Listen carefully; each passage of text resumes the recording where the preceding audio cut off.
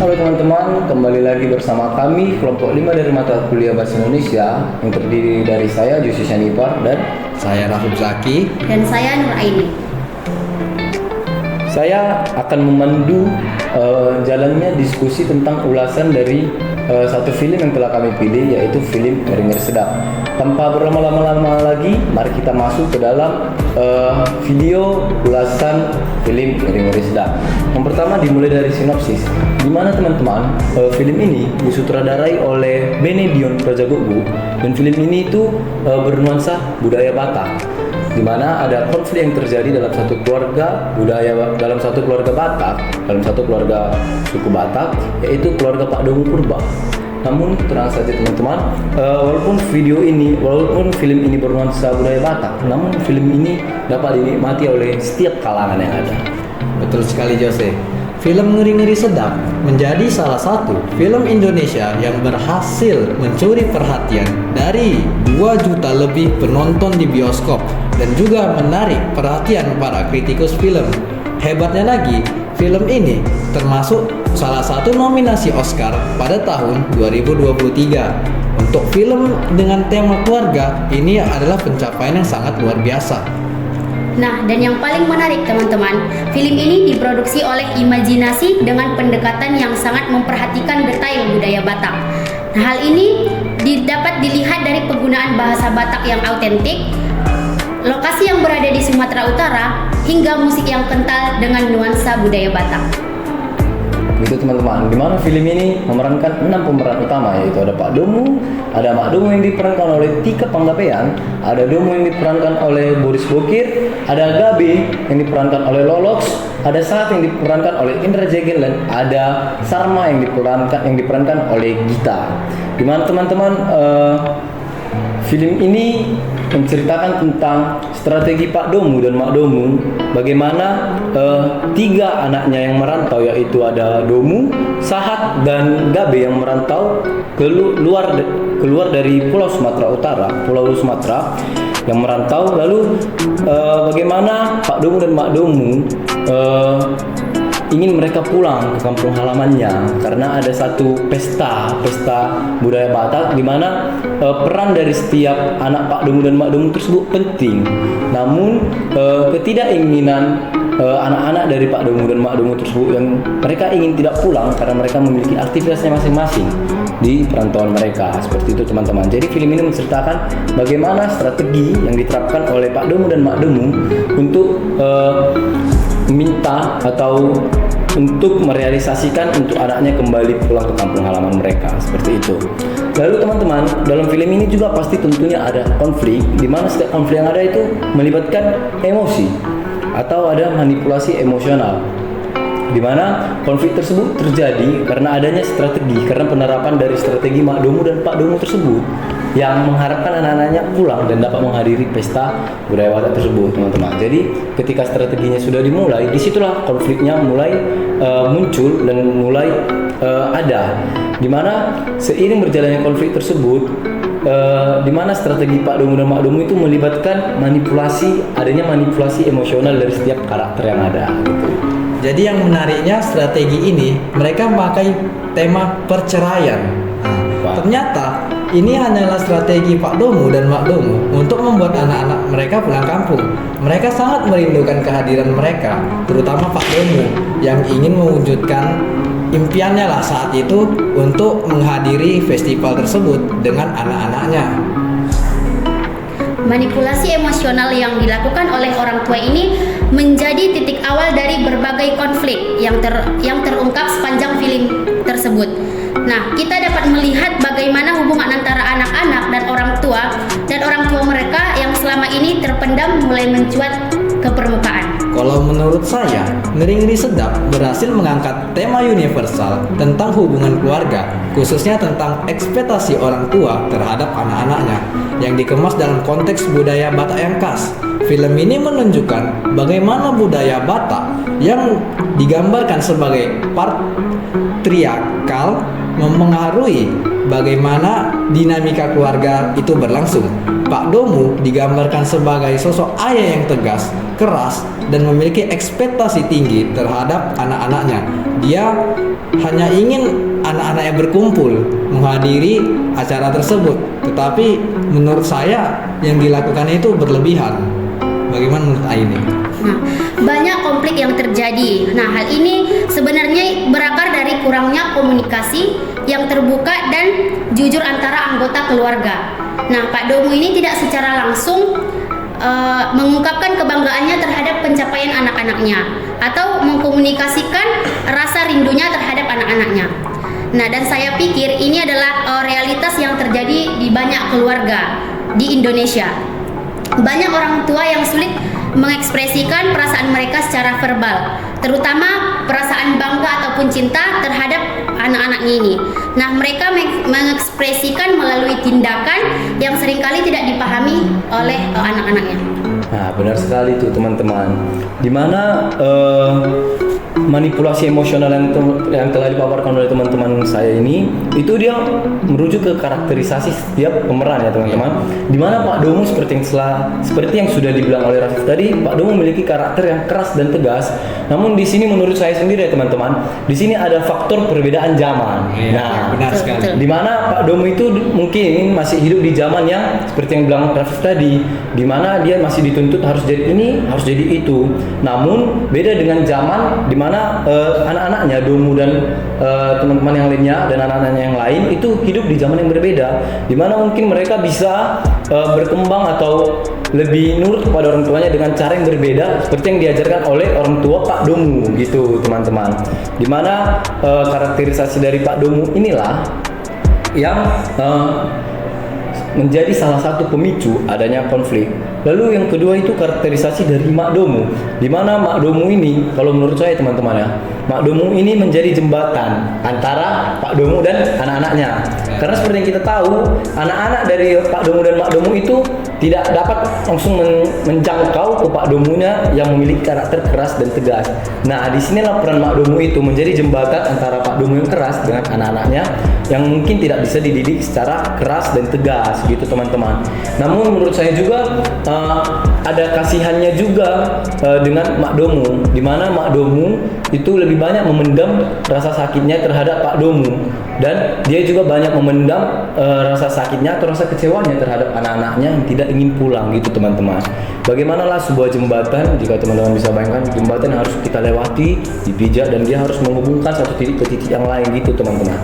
Jadi di mana Mak Domu ini memang menurut saya dia karakter yang memang sedikit kasihan ya teman-teman ya.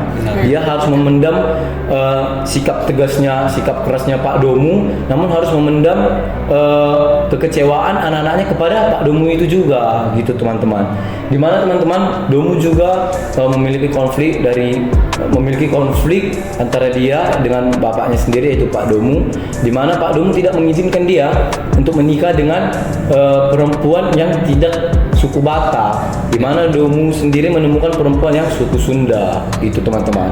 Namun Pak Domu juga keras dan tegas untuk Domu, menginginkan Domu untuk nikah dengan perempuan yang berasal dari suku Batak. Lalu yang kedua ada Gabe, di mana Gabe itu sarjana hukum, dan Pak Domu menginginkan Gabe mendapatkan profesi melalui sarjana hukum yang dia punya. Namun Gabe melenceng dari sarjana hukumnya itu, malah dia menjadi seorang pelawak. Ini lari sekali dia. Sangat lari sekali teman-teman. Sekali dia. Malah Gabe menjadi seorang pelawak. Namun Gabe sendiri memiliki alasan bahwa dia ingin menjadi seorang pelawak, di mana dia memiliki alasan ingin menghibur banyak orang. Sebenarnya alasan Gabe itu mulia teman-teman. Namun balik lagi Pak Domu tidak mengerti terhadap alasan Gabe tersebut. Lalu kembali kepada Sahat, di mana Sahat dia merantau ke salah satu daerah yang ada di Pulau Jawa, di mana dia teman-teman tinggal di salah satu desa dan merawat masyarakat yang ada di desa tersebut. Dia punya ladang dia. Dia membantu orang masyarakat yang punya ladang di situ. Jadi si Sahat ini kenal dengan desa tersebut melalui KKN gitu teman-teman. Jadi istilahnya dia sudah nyaman pada lokasi KKN tersebut, dan setelah KKN pun dia kembali ke desanya tersebut. Dan satu anak perempuannya itu yaitu Sarma gitu. Dimana Sarma itu menjadi anak yang merawat orang tuanya di kampung halamannya, teman-teman. Gitu.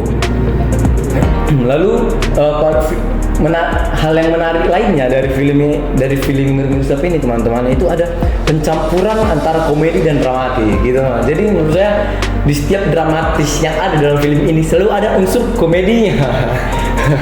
Benar sekali. Adegan-adegan ketika anak-anak terjebak dalam kebohongan orang tua mereka muter terus. Jadi ada seperti mereka ingin mengajak orang tuanya jalan-jalan, tapi pada orang tuanya malah pura-pura berantem di dalam mobil. Itu yang membuat salah satu adegan menurut saya sendiri ya itu lucu, menjadi komedi ya di tengah-tengah dramatisnya. Disajikan dengan nuansa komedi yang ringan, namun tidak mengurangi esensi dari drama tersebut. Nah, dan yang membuat humor, teman-teman, dalam film ini berhasil karena humornya tidak dipaksakan. Humornya ini muncul dari karakter dan situasi yang membuat penonton tertawa sekaligus merasakan emosi dari karakter-karakternya. Itu kan kalau dari komedi ya kan. Kalau menurut Jose bagaimana dengan seni musiknya? Ini kan ada lagu-lagunya ya. Iya, betul teman-teman. Seperti yang kita ketahui juga ya teman-teman, setiap budaya yang ada di Indonesia juga pasti punya seni musik, seni tarian atau banyak lainnya seni yang mereka miliki sendiri ya teman-teman. Dimana budaya Batak juga memiliki seni musik yang enak didengar gitu ya teman-teman. Dimana film Ngeri-Ngeri Sedap ini juga mengadaptasi seni musik dari budaya Batak tersebut, dimana mulai adanya ditampilkan atau dimainkannya lagu Sinanggar Tulo, lalu ada dimainkannya musik sing-singso, dimana itu sangat relevan dengan nuansa Batak seperti yang kita sebut di awal tadi ya teman-teman ya. Soundtrack film ini sangat bagus juga untuk mengangkat budaya Batak. Ini menunjukkan bahwa kalau budaya Batak itu nggak itu aja, bahwa ada lain selain dari yang kita tahu umum lah, seperti Sinanggar Tulo tadi ya kan, itu kan sudah umum. Ya. Baru pertama kali ini dengar lagu Sing Sing So yang menjadi semacam topik utamanya dalam film ini, sangat efektif dalam membangun suasana dan menghubungkan penonton dengan budaya Batak. Kalau ini bagaimana? Nah, yang tidak kalah penting lagi teman-teman, dialog dalam film ini, penggunaan bahasa Batak yang dicampur dengan bahasa Indonesia menciptakan autentitas yang sangat kuat. Dialog-dialognya itu tajam, lucu, dan juga emosional yang digunakan tepat gitu. Sutradara Benedion Rajaguguk ini juga menulis skenario yang berhasil menciptakan dialog yang terasa natural dan autentik. Benar sekali teman-teman, dimana seni musik yang dipaparkan dalam film Ngeri-Ngeri Sedap ini menunjukkan adanya autentik atau originalitas dari budaya Batak tersebut teman-teman, dimana hal ini menurut saya itu menjadi faktor yang sangat mendukung ya, yang sangat mendukung dari film ini gitu teman-teman. Ditambah lagi sinematografi dari film ini juga sangat bagus teman-teman, dimana ada beberapa scene yang menyorot pemandangan dari gunung dan Danau Toba yang sangat relevan dengan suku Batak gitu teman-teman. Lalu juga di mana sinematografinya juga beberapa scene itu ditampilkan bersamaan dengan seni musik yang telah kita sebutkan tadi. Jadi dia sangat amat nyaman untuk dia lihat dan langsung didengarkan oleh penonton gitu teman-teman. Tidak heran juga film ini berapa tadi 2 juta penonton ya? Ya. Tidak heran juga jika film ini mendapatkan 2 juta penonton. Banyak juga yang dapat kita nilai lagi teman-teman dari sinematografi yang dipaparkan oleh film Ngeri-Ngeri Sedap ini teman-teman. Kalau menurut saya penggunaan Danau Toba sebagai latar belakang itu pilihan yang baik ya, karena kita sendiri tahu kalau Danau Toba pasti identik dengan Batak. Nah, kalau menurut ini ada nggak lokasi yang seharusnya dipakai selain Danau Toba gitu di filmnya? Ya bisa juga sih seperti pegunungan, yang penting tentang alam-alam dan desa-desa yang memang betul-betul tergambarkan dari film itu bisa. Benar teman-teman. Mana Danau Toba sendiri juga ya kita mungkin dengar Danau Toba Pasti langsung mikir Batak ya? Batak. Batak, iya, Ya betul. benar teman-teman. Jadi memang berarti kita sepakat ya teman-teman bahwa pemilihan Danau Toba sebagai latar itu ide yang bagus ya. Ide yang bagus didukung dengan seni musik Batak. Lalu film ini memang betul-betul bagus banget. Tapi sayangnya di filmnya tidak ditunjukkan ya pestanya ya. Iya teman-teman, dia tidak terlalu fokus ke dalam pestanya itu. Padahal itu menurut kami itu, menurut saya sendiri tuh itulah menjadi salah satu pemicu ya. Karena itu latar belakang dari Masalah. strategi, latar belakang masalahnya itu karena ada pesta budaya. Jadi teman-teman dalam adat Batak itu setiap anak yang dilahirkan itu memiliki peran penting. Kalau teman-teman pernah dengar pasti ada hula-hula gitu, Ya.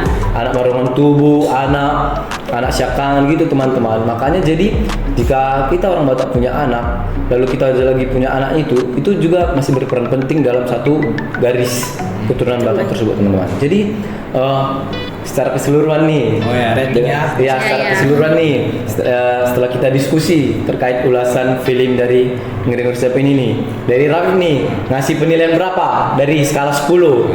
Kalau saya pribadi, saya kasih nilai 9. Kenapa 9? Karena itu tadi seperti yang saya bilang bahwa acara puncaknya itu nggak ada karena mereka menutup dengan makan malam yang bersama keluarga.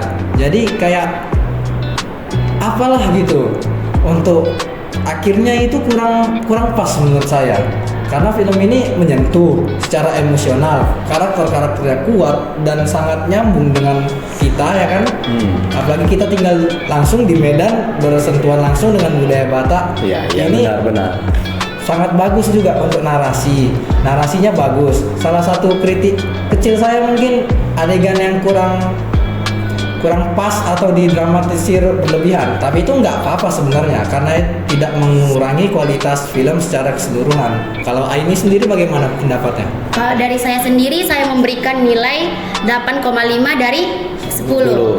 Nah, saya sangat mengapresiasi autentitas dalam penggambaran budaya Batak yang mereka aktingkan. Nah, aktingnya itu meyakinkan dari semua pemain dan keseimbangan yang baik antara drama dan komedi tadi. Nah, kritik saya mungkin pada tempo film yang kadang terasa agak lambat di beberapa tujuan ataupun di beberapa bagian, tetapi kekuatan karakter dan dialognya ini berhasil mempertahankan minat penonton di sepanjang film tersebut. Berarti Aini lebih suka ke karakteristiknya. Iya, betul. Benar teman-teman. Kalau dari saya sendiri ya teman-teman ya, Ya, baik. mungkin karena saya juga dari kecil hidup di budaya Batak, Ya. mungkin ini 9,5. Wis. Tinggi aja karena Tinggi ya? Iya, karena itu memang relate kan, sangat nyambung ke dalam kehidupan saya gitu teman-teman. Walaupun memang ada kesalahan-kesalahan kecil yang membuat mungkin tidak sempurna ya, dari saya 10/10 tidak sempurna.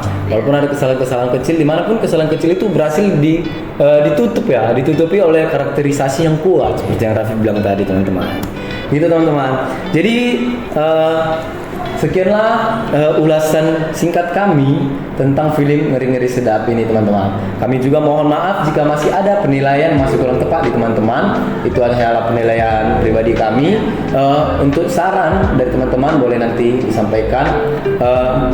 Kami juga memohon maaf jika ada kesalahan kata yang kurang berkenan di hati teman-teman semua. Kami dari kelompok 5 Mata Kuliah Bahasa Indonesia pamit undur diri dan terima kasih. Terima kasih.